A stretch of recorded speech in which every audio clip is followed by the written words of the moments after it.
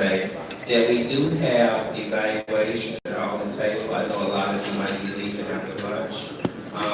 So if you're not going to be here for the remainder of the day, please fill out those evaluations. They're very important for the success of our conference. We want to ensure that we do get your input and incorporate it to the next symposiums that are upcoming.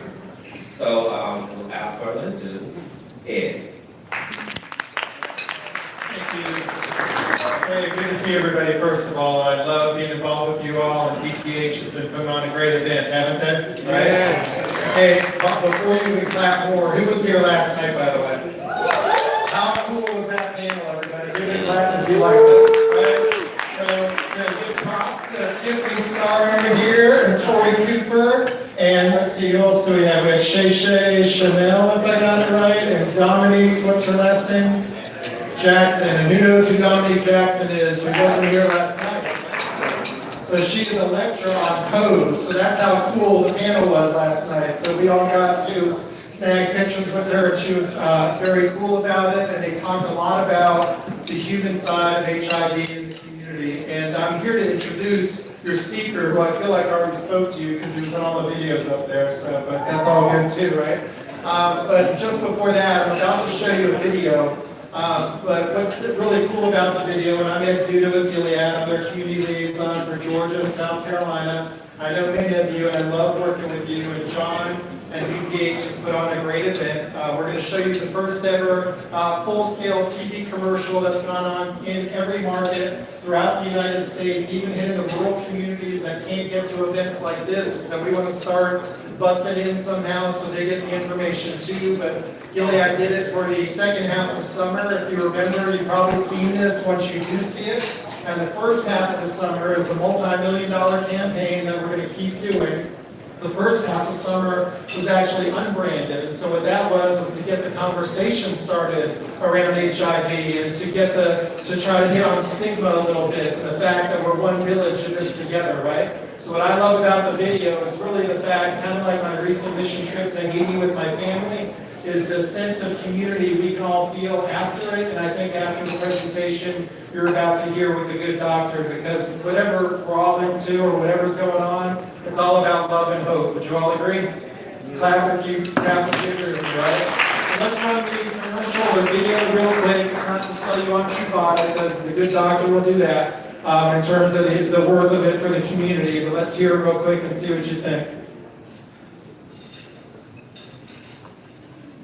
I'm on the pill. I'm on the pill too. But it's not birth control. It's Truvada for PrEP. A once-daily prescription medicine for adults that when taken every day along with using safer sex practices can help lower my chances of getting HIV through sex. I use condoms, but I talked to my doctor about doing more.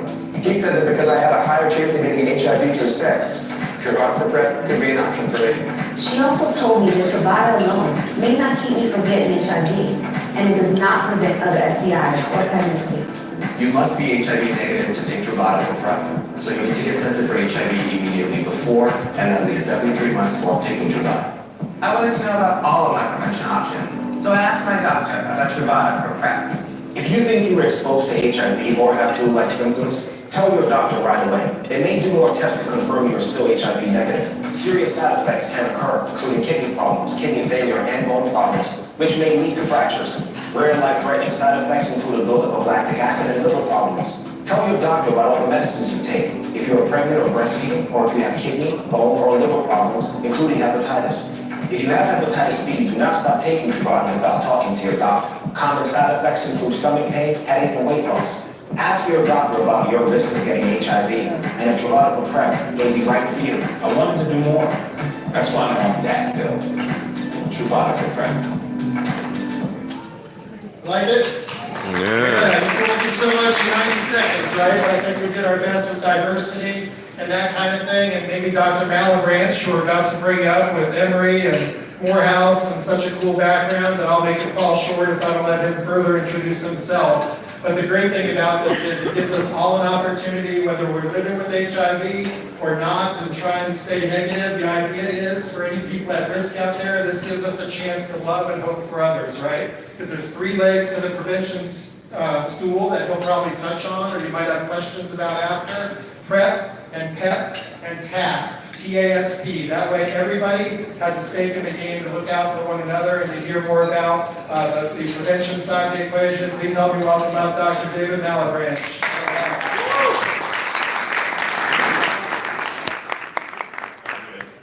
Hey everybody. Hey. Derek Wilson just told me to sound smart. I don't know what that means, but I'm gonna try to be a doctor while I'm up here. My name's David Malebranche. I've spoken at this conference a number of times. I want to thank John Malone for inviting me again and putting on such a wonderful symposium. Y'all don't understand the amount of work that goes on, so please give him a round of applause. I used to, in a former life, I was with Emory and worked at Grady Hospital. Went to Philly, worked in student health for about 3 years, from 2012 to 2015. And now I'm at Morehouse School of Medicine and doing student health down at Morehouse School of Medicine as well as Morehouse College. And in fact, I was almost going to be late because I was starting, actually new students who came in for prep evaluations, like right before lunchtime. So we got them started, which was wonderful. But then I hit I-20 and 85 traffic and I thought I was going to make it. But I'm happy to be here today. So we're going to talk a little bit about Truvada. I have a feeling this is going to be preaching to the choir. Is that right? How many people are actively involved on Truvada and programs that prescribe Truvada, are familiar with Truvada by raising hands? Okay, how many people by raising hands don't know anything about Truvada? Or haven't heard that much? So we got somebody back there, so a couple people. Okay, so basically when you look at Truvada, and I think my eyesight is gonna betray me here, this is the commercial, and they had the commercial for the first time that we are on the pill. And the main thing that you want to take home with this is that people have to make sure that they're HIV negative before they start Truvada. Why is that? Why if you're HIV positive can't take it? Drug resistant. It could be drug resistant, but it's not enough. It's only 2 medications in 1 pill. And what people don't know a lot of times about Truvada is that Truvada we've been prescribing as part of an HIV treatment regimen for about 14 years. So it's been since about 2004 that we've actually been prescribing it. And it just happened since 2012 that it was approved for use with HIV negative folks to keep folks negative who take it once a day. So it's important to know that we have a long history of prescribing this medication, and now it's just used for a different use. But it's kind of a harder sell to give, like if you were to tell somebody, you don't have high cholesterol, but I want you to take this cholesterol pill.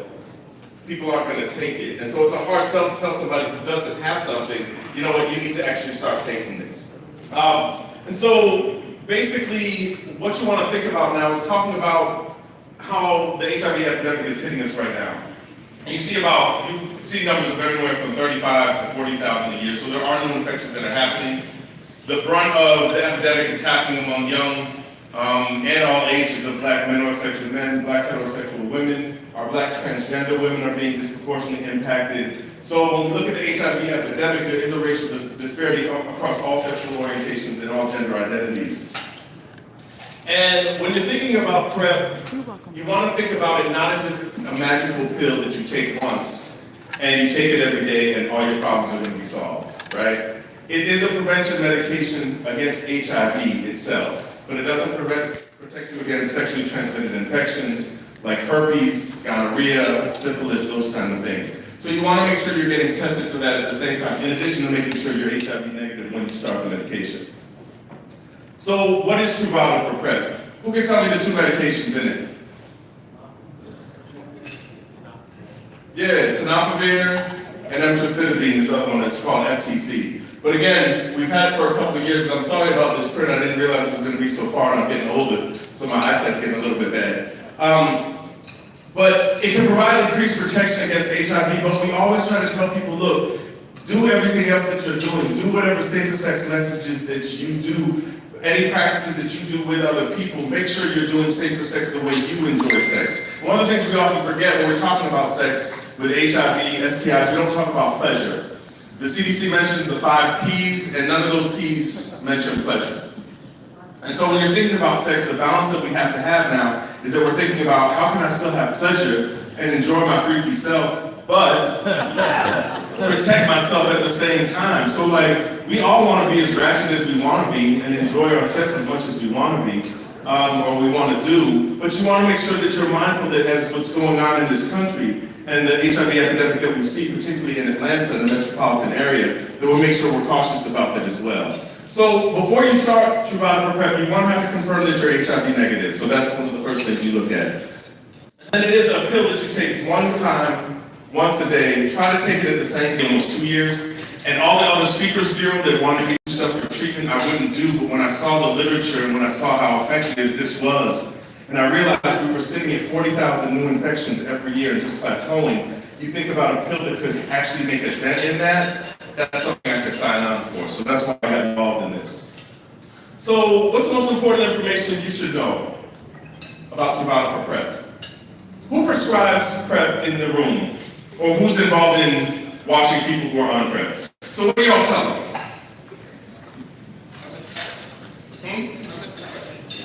What's the question? James, like, what is the most important information you should know about Truvada for PrEP? Like if someone comes in and says, Stay involved with your doctor. Alfonso, stay involved with your doctor. What else? It works. It works. What other things should you know?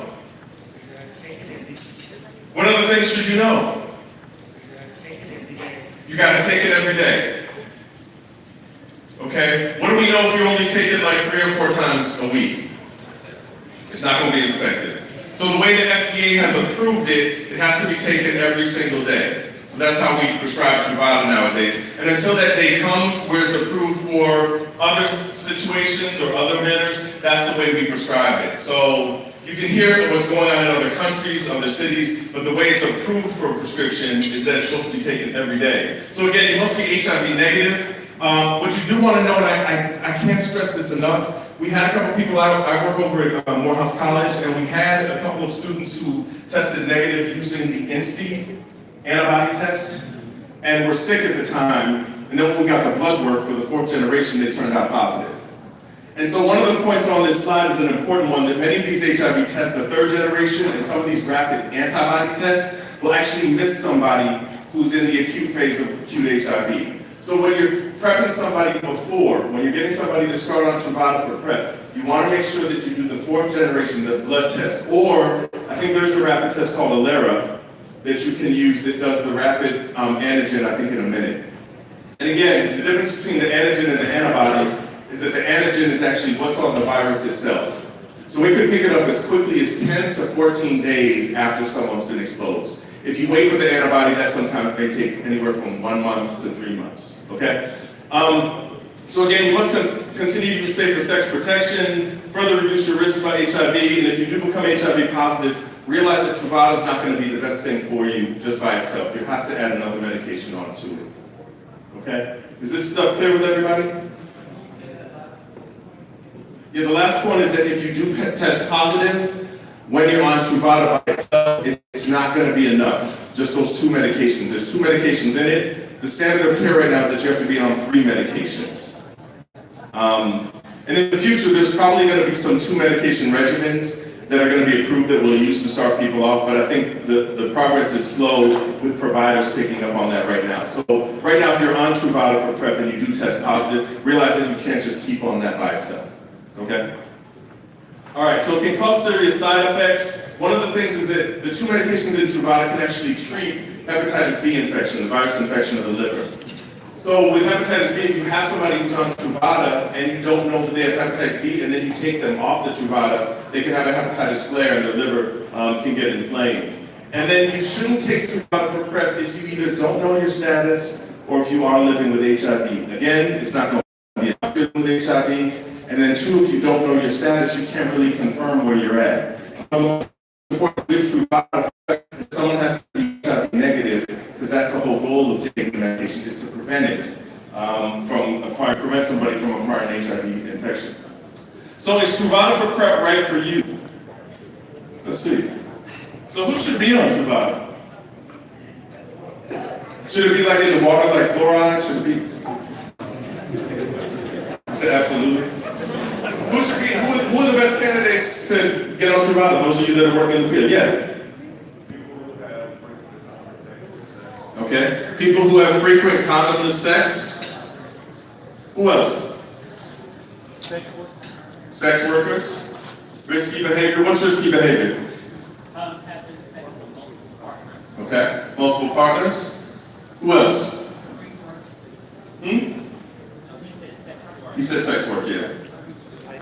Some people do it for free, absolutely, absolutely. So yeah, those are some of the categories. I think that we should be screening everybody who's sexually active. If you say you having sex, we're gonna talk about PrEP to find out what the behaviors are. But for the purpose of this presentation, they actually put it into categories. So if you've had a recent sexually transmitted infection, gonorrhea, chlamydia, herpes, syphilis, those kind of things. If you use recreational drugs or dependent on alcohol, have you ever been in prison or jail?